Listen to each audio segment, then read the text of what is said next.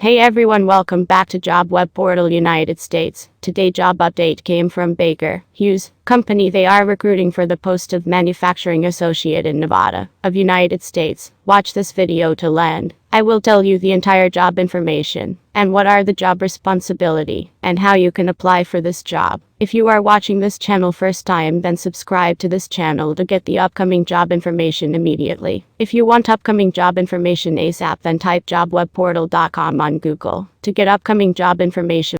Get started.